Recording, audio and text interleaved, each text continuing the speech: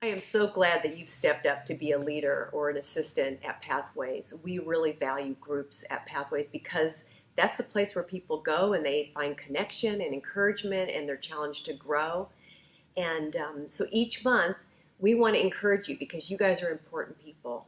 You are the shepherds of the flock.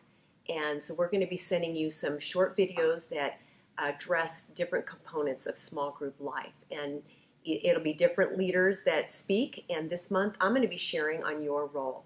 So I want to just encourage you to focus on three things: to be one, to make one, for one. Be one. Be a wholehearted follower of Jesus. We can only take people as far as we've gone. So if you're not in the Word, if you're not sharing your faith or having stories of when you have to apologize, then it's going to be hard to challenge your people to go to that place. Because people pretty much fall in line right below where you're at. There's an old adage that says more is caught than taught.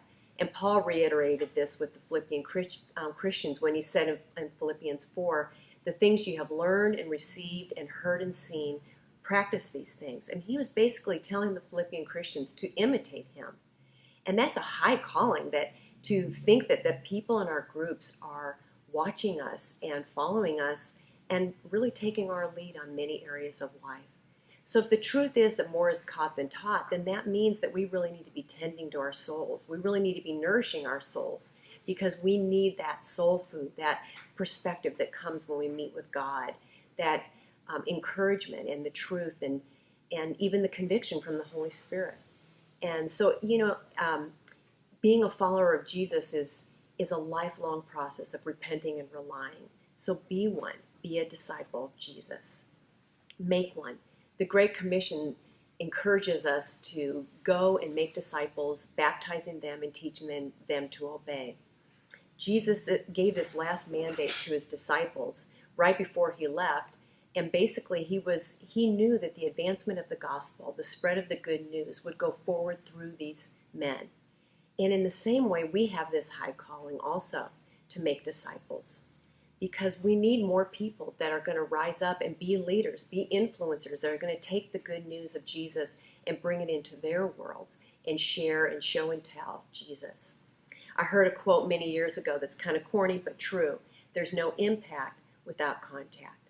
So I want to encourage you this week to prayerfully consider who you could initiate with, who might be a potential disciple maker around you. Who could you invest in? Who could you challenge to not only know God and make him known in their worlds, but that they might catch that calling to help others know God and make him known. In Mark 6, it says that Jesus went to a mountainside to pray, and he spent the night praying there. And when morning came, he called his disciples to himself and chose 12 of them. And so if Jesus spent that much time seeking God, how much more do we need to seek God in prayer on who to invest in?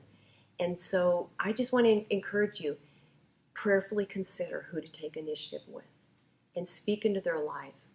Bring them alongside of you on a Costco run or playing basketball.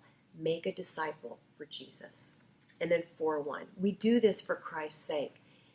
At the end of the day, at the end of my life, I want that I've loved and lived and given and sacrificed for a reason, for the gospel, for Jesus.